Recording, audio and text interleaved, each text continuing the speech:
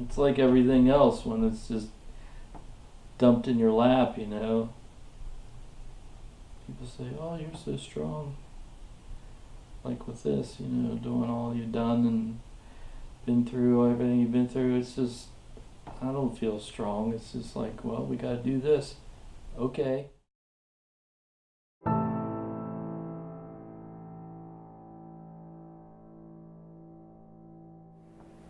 Hi, my name's Brad King.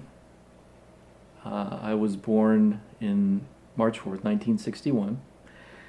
So I was a kid through the 60s and a teenager through the 70s and into the 80s a little bit.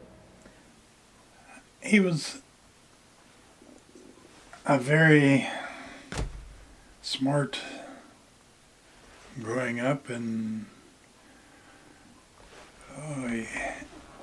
he didn't get into a lot of trouble or anything like that. He was very good. We had no air conditioning. We had antenna for TV, and we only got a handful of channels if we were lucky and the weather was right. So we played a lot outside, which means we did a lot of sports. We went exploring in the woods that we had around our house and things like that. So it was very well rounded.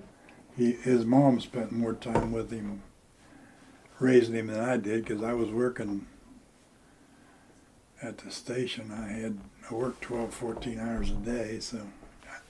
But when I saw him, I thought he was doing pretty good. Strength means a lot of different things to a lot of different people. That's my dad. He can't lift a car, but he's one of the strongest people I've ever known. The kid staring into the abyss there is me, along with my older brothers Nick and Matt. My dad was able to raise the three of us hooligans nearly on his own, with a solid assist from time to time from my grandparents.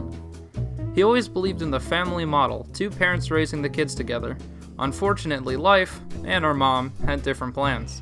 Nevertheless, he buckled down and raised us, making us into the decently well-rounded kids we've become. What was it like to raise the three of you? It was gratifying and petrifying and all in one. On one blend. Yeah, because I'd never done that before, especially on my own. So it was interesting. Always stressed a lot around the holidays because I wanted to make sure they were good for you guys as best as I could make them. But I don't know, there's just something that kicks in and drives you, and you just do it. Looking back on it now, I don't know how I did it or got through doing it. I had help though. I mean, Pat and Grandma would step up now and then, Right. after school and things like that, or somebody was sick.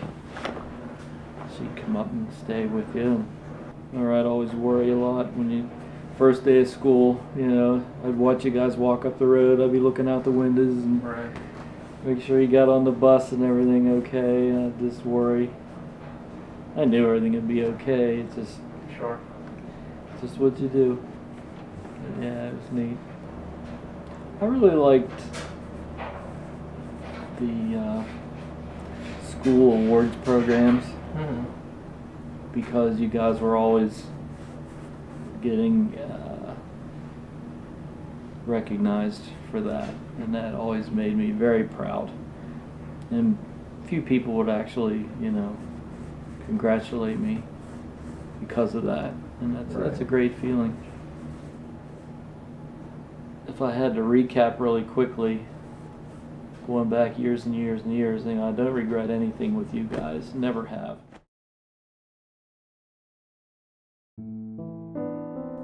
In November of 2017, life decided to pour some more waste into our pond when my dad was diagnosed with glioblastoma, a fast-growing brain tumor. What followed were months of struggling, heartbreak, and treatment. After a time, he decided to step away from the chemotherapy, focusing on living for what time he has. I agree with this choice wholeheartedly, especially after watching the changes. Not too long ago, he was barely able to walk on his own. Now he's working again, and is able to do what he couldn't do for months: live. It's gotten better as time goes on. Every day in the beginning was horrible. I don't want to feel like I did before. Right. I know you're miserable all the time. Oh, Couldn't eat, couldn't sleep. mm-mm. All I wanted to do was sleep because I felt so bad. Yeah. So many things going on at one time. Can you imagine if you were still doing that right now? No, I can't. No. I don't think you'd have any hair left. I wouldn't be at work. You'd be I like wouldn't haggard be. and sickly. We wouldn't be sitting here talking. No. Yeah. Yes. Such a decline in life. Right. I couldn't imagine if it was like that. I think that break my heart more than anything. Well, yeah. Not only that, it would be a huge burden for all of you. Because I'd almost have to have some kind of care around the clock, and I don't want to bother anybody with that. I mean, it's not like, it just, that's how I think about it in my head. Sure. I'm the same I way know about there's myself. hospice care and that kind of stuff, but I just don't feel like I'm ready for that, you know? No, definitely not. Yeah. No one can tell what the future has. He is the biggest reason I am who I am, and I can never thank him enough for all he's done and continues to do. The best thing we could do is appreciate the time we have, just like the rest of the world. No matter what happens, I'll always have my hero to look up to. He to me is a father and a legend. And truly, legends never die.